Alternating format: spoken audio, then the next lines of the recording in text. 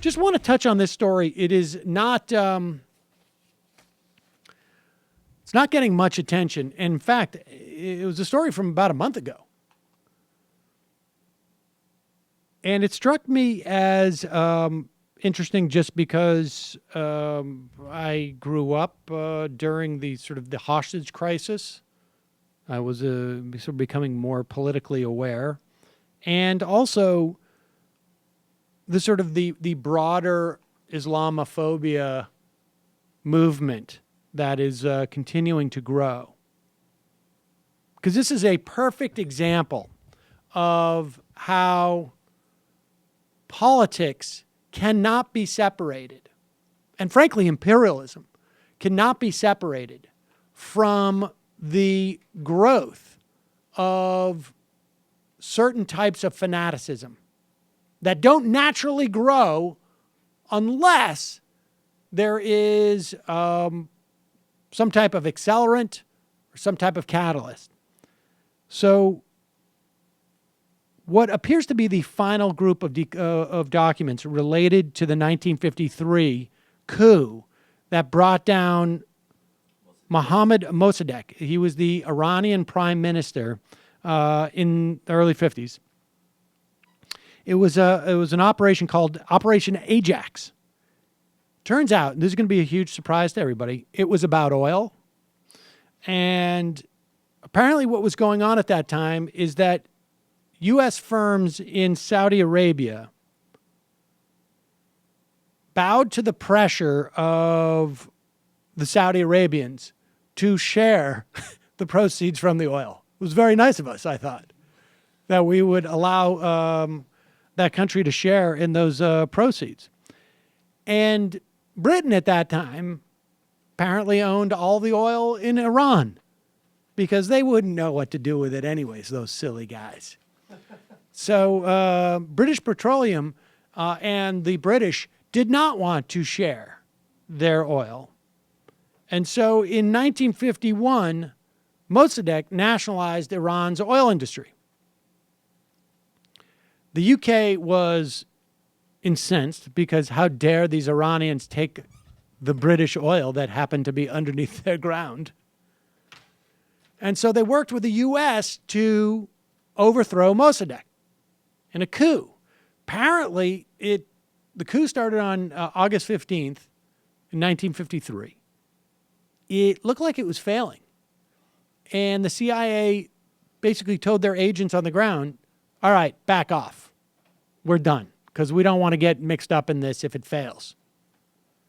But there was a guy, Kermit Roosevelt, and some of this was apparently already known at this point, who ignored the order. He's a member of the Roosevelt family, too. Good job, buddy. And so he ignored the order, went out, got rented crowds, and the coup succeeded. Mossadegh was jailed. The monarch was restored under the Shah of Iran. British Petroleum tried to get its fields back. Here's the funny part. Didn't work. They ended up having to strike a deal anyways because there was such a sentiment in the country that, hey, it's our oil. What also happened at that time is that liberals, those who wanted more democratic reforms, were essentially sidelined.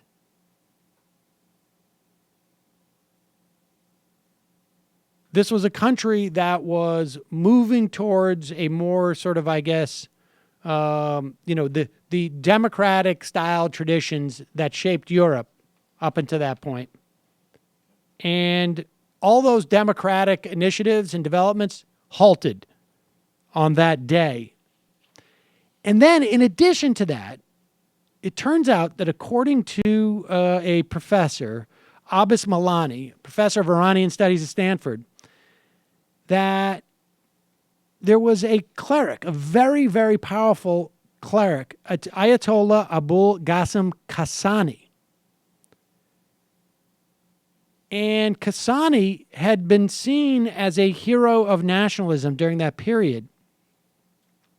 fact, he was praised by the supreme leader in Iran just this January for being the main instrument of the nationalization of the oil in Iran. Turns out, not so much. They were afraid of the socialist threat, the religious leaders. Kasani apparently was not only in close communication to the Americans, but had asked for financial assistance. Not clear whether or not he got it. No reason to believe he didn't. But this is sort of the classic case, right, of Western powers going in and inflating, helping, strengthening those people, those elements in a society, very often religious fundamentalists,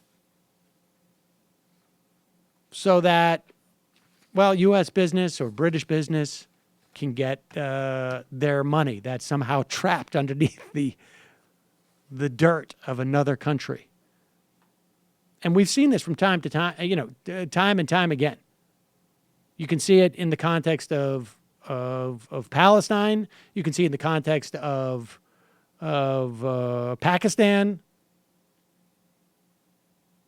You can see it arguably in Syria to some extent. So, just a reminder. Hi, folks. Sam Seder here. We still need your help on our Patreon page. YouTube ads have come back, but not nearly as much as we had before. So, if you can help us out, any little bit helps. Head over to our Patreon page right at this URL, and you'll help us keep helping you by making videos